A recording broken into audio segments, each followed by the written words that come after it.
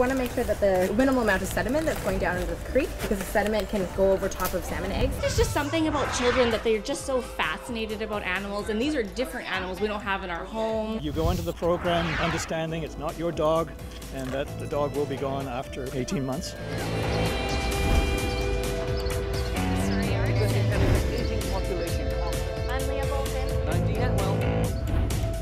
Fraser Focus, a fresh perspective beyond the bridge.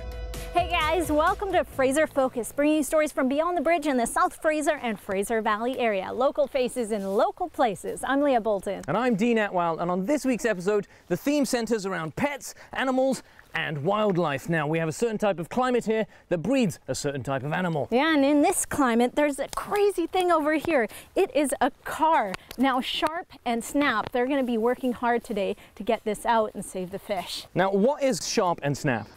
I think we should go ask them and find out. Snap's been around for like 15, 20 years. They work around the city of Surrey doing invasive removal and environmental outreach.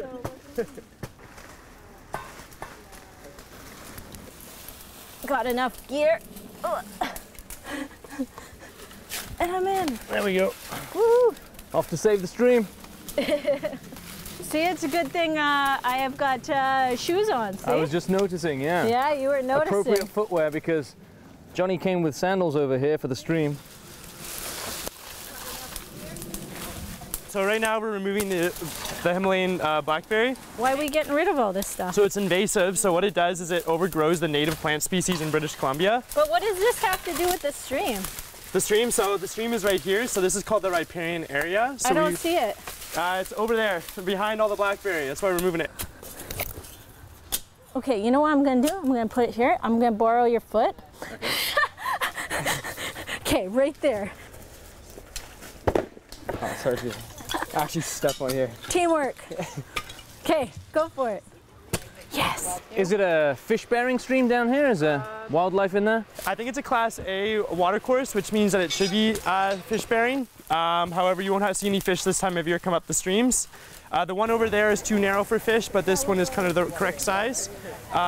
So the goal is to kind of bring the salmon back and hope that the salmon will spawn in these streams throughout Surrey. This is a big one. And Leah can now say she finally contributed to the removal of a rusted car. This is the best job, right? The snipping job? How long has that car been down there? The Volkswagen Beetle. It's a Beetle, yeah? Volkswagen? I thought it was Volkswagen. My friend says Fiat, but I have no idea. It looks like a car from like the 40s, I guess, because it's kind of narrow or something. But Could be a Sirocco? Could be. Could be a Sirocco. You never know, yeah.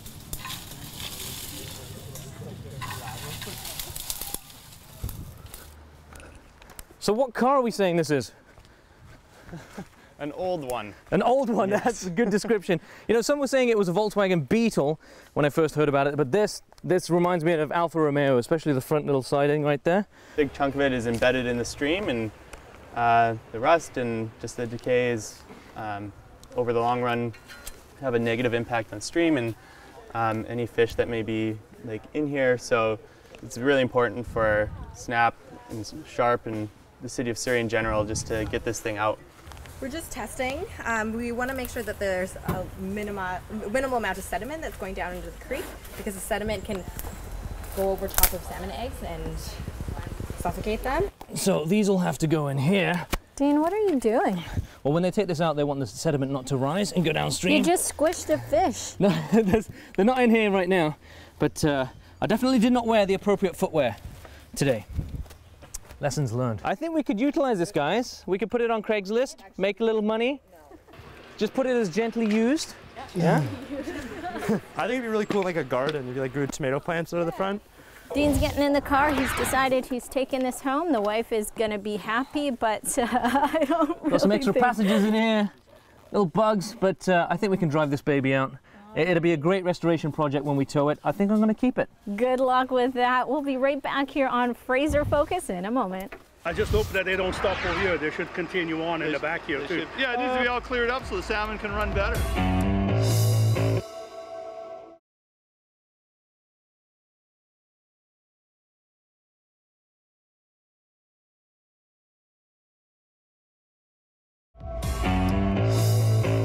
Welcome Welcome back to Fraser Focus, local places and local faces. Bringing you stories from beyond the bridge. Right now we are hanging out in the environment, trying to save the fish.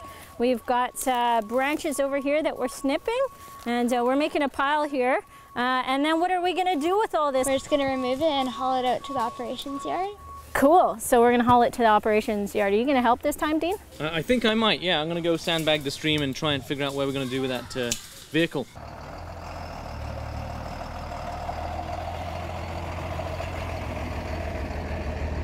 Okay, so what's the plan? We're gonna back up here. I'm gonna lower my deck and we're gonna cinch off, we're gonna have a tree saver and cinch off the tree so we don't ruin any habitat like for the stream or anything.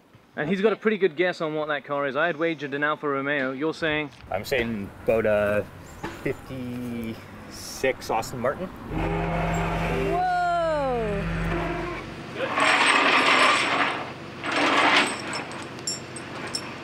Can I get my truck positioned? Yeah, you can. Yeah, that's okay. Honestly, I wouldn't trust them because Dean was in there and he moved them around a bit. You moved them around? I put them down where they were supposed to be.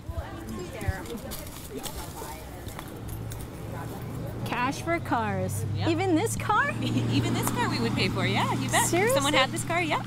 How much are you gonna pay for that car? To be honest with you, probably not as much.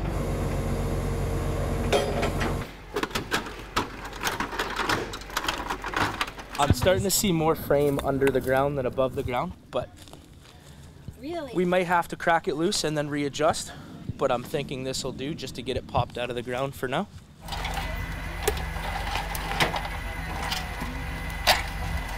I just hope that they don't stop over here. They should continue on in the back here too. They should continue on. There's a lot going on up there at the stream then, or? Yeah, it needs to be all cleared up so the salmon can run better. They did my, I used to live over in Queen Mary and they did that one. It took them about 4 years and the salmon are all back now. It wasn't too far embedded in there. So what happens with this sediment? I mean, there's a bit of rust down here, but... Yeah, so what we're gonna do is we're gonna let it settle out, and then we're gonna put some straw down to minimize the amount of sediment that'll go into the stream.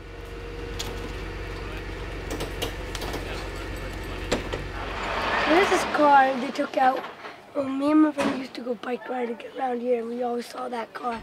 We always wondered, like, what's that car doing here? And today, they took it out. Why did they take it out? Well, they took it out so that the salmon could come back down to the stream. Have you been down? You playing that stream? Sometimes. So now what are you guys gonna do with that butte?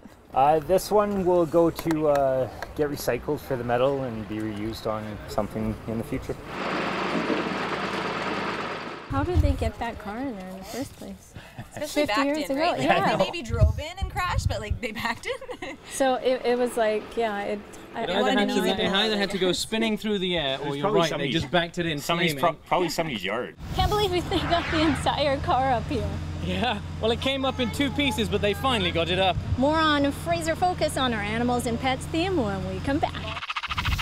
Do you see that flicking tongue? It's right because there. they don't have a nose and they smell with their tongue.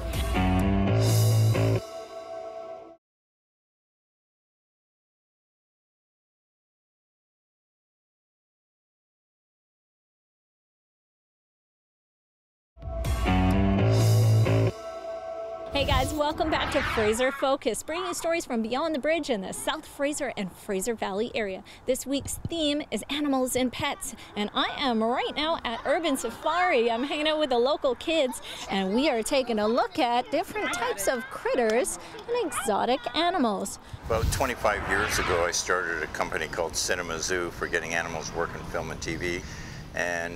But people started bringing animals to me that they didn't want. Therefore, I decided in 2007 to start a organization called Urban Safari Rescue Society as a nonprofit society. Oh, you're kidding. You know so much about ferrets, Keenan. Yeah. What do they like to do? We like to play fight. They play with each other. They like to cuddle. Oh my gosh! Oh, is it your bag? Oh my gosh! Somebody help me! Patrick, grab him out. Somebody. You gotta use 2 hands. I love being around here. It's a great place to work with. You get to work with the cute little animals and to create the programs and educate the kids. Oh, they're playing now. This environment, they learn a lot about animals so that they can respect them and treat them nice and know that, you know, that they can't just, one, hurt the animal, and two, that they need proper food and care to sustain, and it's good for our whole environment, right? He's really into it. He's just like, I don't care if you're real or fake. Yeah, right? Mom's here, it must be safe. Yeah, right. Can anyone tell me one fact they know about a tortoise? Oscar. They can feel their shells. They can feel through their shells. What do we know about their shells? It's made out of bone. Yes, so it's very, very sensitive. People ask when they come for a visit, do you adopt these animals? And the problem with adoption is these animals are here because people, when they got them, oh, it's so fluffy, it's so beautiful, it's so cute, it's so adorable, and all those great emotions. But eventually, everything They go away and they get tired of looking after them. That's exactly.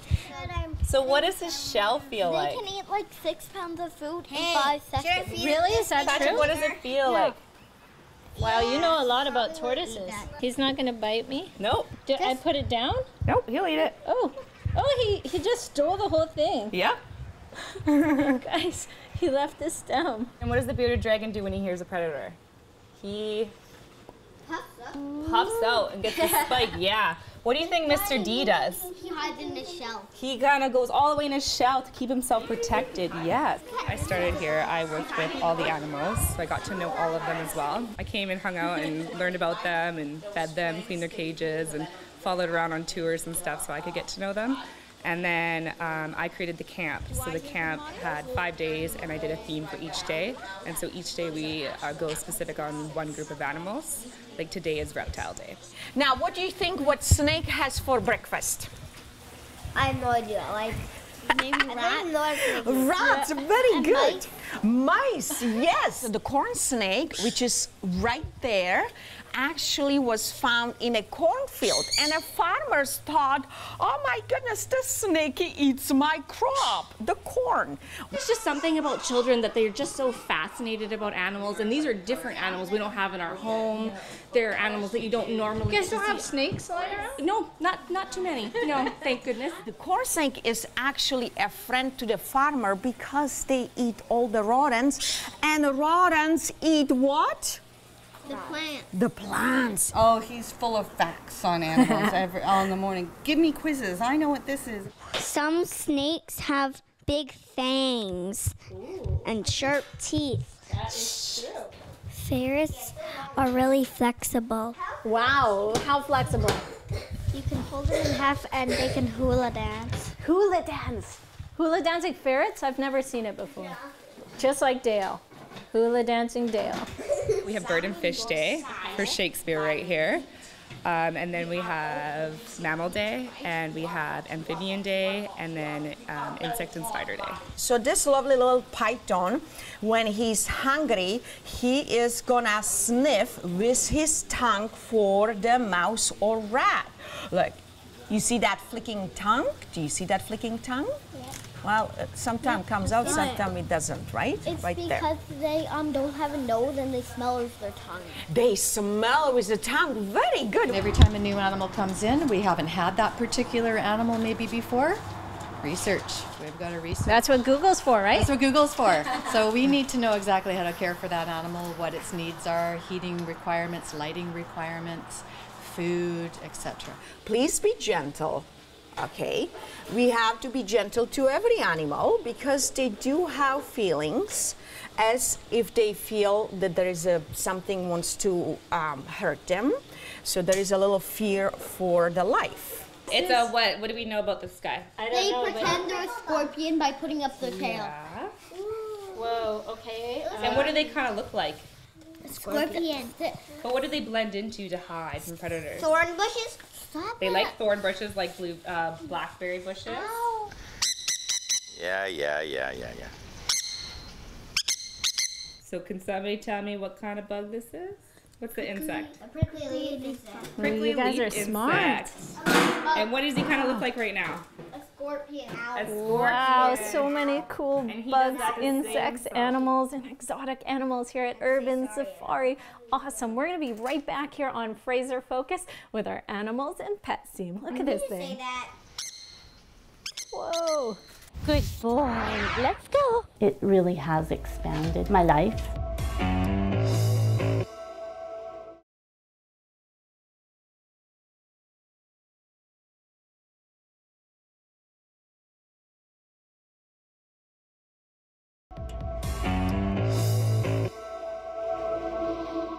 Hey guys, welcome back to Fraser Focus, bringing you stories from beyond the bridge in the South Fraser and Fraser Valley area. This week's theme is pets and animals. Now earlier on we were in Surrey saving the fish habitat. A little later than that we were playing with exotic animals. And now it's all about man's best friend. Before I could have a guide dog, I had to have mobility training on my cane, which encouraged me to use my cane. And the lady that was training me had experience with guide dogs. She used to train guide dogs. Good boy. Let's go. Let's go. So we will provide service to blind and visually impaired people in BC and Alberta, and also families who have autism for children aged 3 to 10 with moderate to profound autism.